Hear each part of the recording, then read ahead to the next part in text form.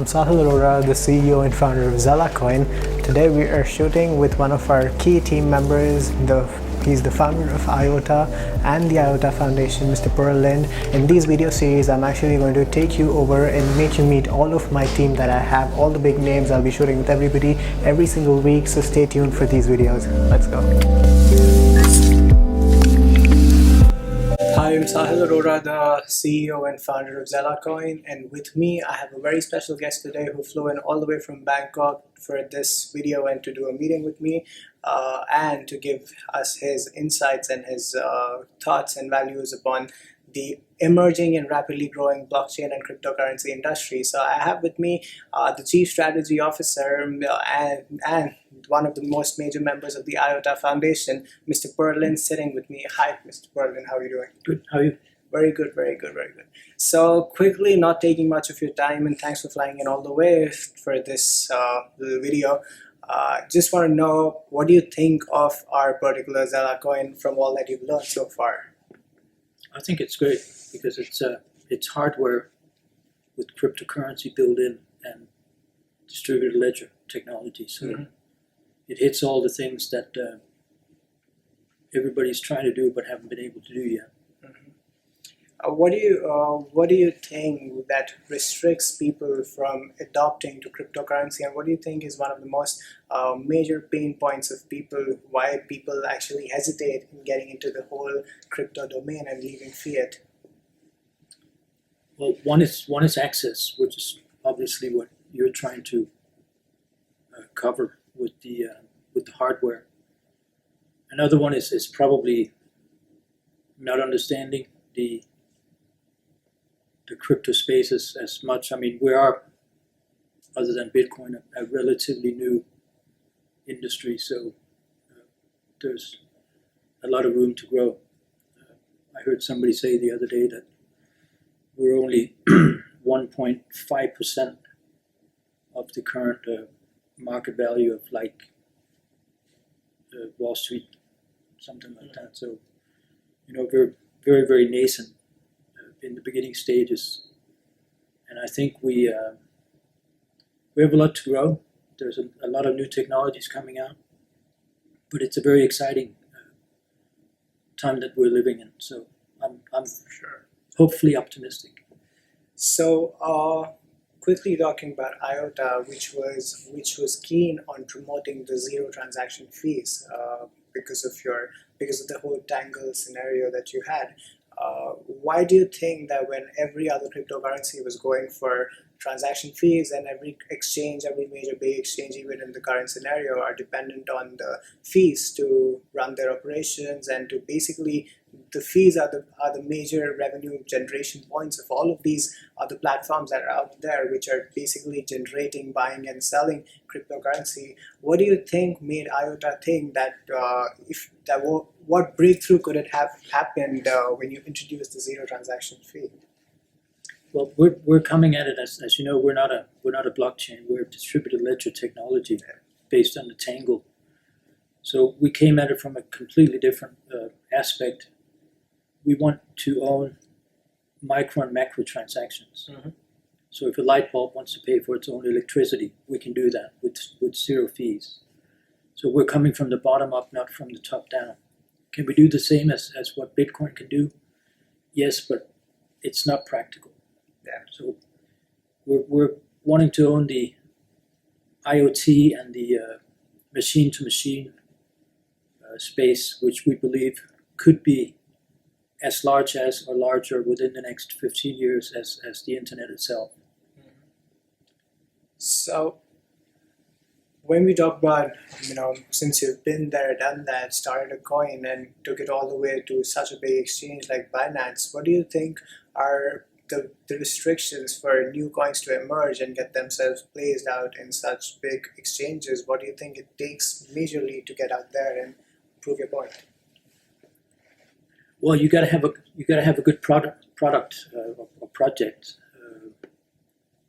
Binance is getting, or most of the exchanges are getting more and more selective, and I know some of the exchanges that I've talked to are getting maybe 5 or 6 offers a day. Can we list on your exchange, right? And there are still some tokens coming out that are not really that well thought through, and the exchanges are very careful about listing those because that could come back and bite them in the end. So I think if you have a good project management team with a lot of experience, you have a good product, you have a good idea of how to go to market, and if they can see that the whole ecosystem is basically going to be running by itself, then it's a no-brainer for the exchanges. Not necessarily just Binance, but any of the exchanges. Mm-hmm. That's what they're looking for. I mean, they look for trade and liquidity. It's very hard to judge or very hard to predict, but do you ever think that Bitcoin can ever be the second one instead of being the first one always? I mean, it's just a question which comes out of the blue because definitely there's no predictions that can be made. I asked, so just to give you a quick heads up, I asked this question to Vitalik of Ethereum, and he straight away dissed me by saying that, this is something which nobody can predict in the world. And I'm still on the optimistic side. Do you think that from what you have been into so many years into this whole world, probably more than what I am today, just wanted to quickly get your brains on that. So I think the time for Bitcoin has a limit, but is it 3 years? Is it 5 years? Is it 15? But if you look at the liquidity that's in Bitcoin, it's very difficult to predict something where $1 trillion market value will just evaporate. I don't think that's going to happen. Are there other coins that are going to be valued at more market cap than Bitcoin? Well, I can't predict anything, but somebody within our group has said one time that IOTA should be number 3 or something within the next 3 years. Sure. But again, that's based on that we're a utility token, and if you have a use for us, our value goes up because then we have a lot of tokens in use. We've had a lot of good announcements here the last few weeks with Bosch coming on board for real. Well, it's about six weeks ago. We have Fujitsu. We have a couple other ones. I can't remember who they are. They're fast and furious now. So I'm working on a couple of things myself in Southeast Asia. Unfortunately, we have NDA on that, so I can't get into it until the point where they say that we can actually talk about it. So what do you think, according to you, is the perfect ICO? Well, I subscribe to the London Foundation, which is basically you got to have a soft cap, you got to have a hard cap. In between that, you have to have some milestones where if you don't reach the soft cap, then you basically give the money back. We had a good example of that last year with an Australian company that lived up to that, which I take my hat off for. And then you basically tranche your payments out. So it's more structured like an IPO rather than an ICO. We call it ITOs because it's initial token offering. So as much, and that also takes the sting out of the regulators being after everybody, because then you really, whoever is going to contribute to your ITO is actually going to see that you have a plan. If you don't have a plan like TSOs, I keep harping about them. If you have no plan whatsoever, you change the plan when the white paper has come out, I don't like that. Okay.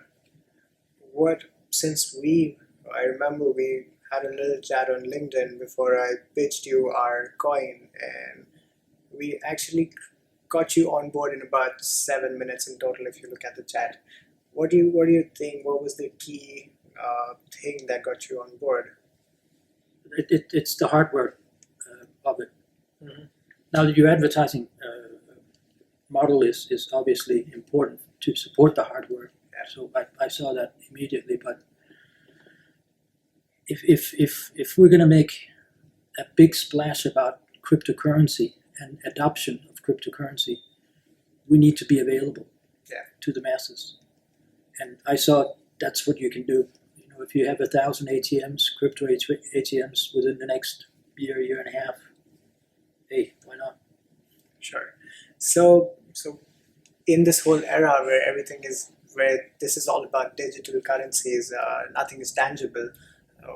We came out and we started developing hardware for something which is intangible. We give them the hardware goods. So we're basically going back from a virtual thing to actual, a physical thing. How is this reversal playing the game? How is this reversal actually boosting the adaptability? So I think you have a lot of people sitting on the fence that really don't know, is it real, is it not real, right? If you have a physical thing where you can go up and you can put money in and you get your wallet filled up on your digital device, you can actually see something is going on, right then and there. That is the adaptability that we're missing. With Bitcoin, if I have to wait for 45 minutes, I'm kind of like, are we going to do POS on Bitcoin? No, I don't think so. So, and that's where a lot of the other cryptocurrency are doing different things for different people, which is also why I usually say that there's not going to be one cryptocurrency or blockchain distributed ledger that's going to win the whole game, because there's so many different things that we can do. What are you going to do in travel? Are you going to pay with Bitcoin? Are you going to pay with Ether? Are you going to pay with IOTA? Well, you can do all three, but what makes more sense? So again, the nivellation of we're trying to block, for us, the lower layer with the micropayments and macropayments. Are we going to get competition? Of course we are. That's but competition is good. So we have about a 3-year head start. So as long as we keep developing, then we should be okay on the technology side. So what do you think towards the end of this? What do you think? Where do we stand if we keep doing things the way we're doing, and if we achieve the realistic goal of putting in 1,000 ATMs, where do you think we would stand in the coming 5 years? I mean, I should be answering that, but I'm taking your opinion. Well, I mean, technically, we should be the largest crypto ATM network in the world, and I would say you'd probably be that after 2 years. Which would eventually get our token go up. Yeah, because then people start using it. Yeah. And apparently towards the end of it, we would actually have our own coin listed on our own ATMs for people to actually trade on it. That sounds interesting. Yeah, why not? Any last thoughts or anything? Any advices? Anything you'd like to say? No, I'm happy to be here, happy to support the project. I think it's quite exciting, and I hope a lot of people will look you up. For sure. And see what it is actually is that we're trying to do. So I'm quite happy with the strategy. It's going to take a little bit of work to get there, but hey, that's why we get up in the morning. For sure. Yeah. Damn, that was hard hitting. Yeah. For sure. Then thank you so much for coming all the way here. Appreciate it. Thank you for having me. And look forward to all the synergies that we have in place. Yep. All right. Thank you so much.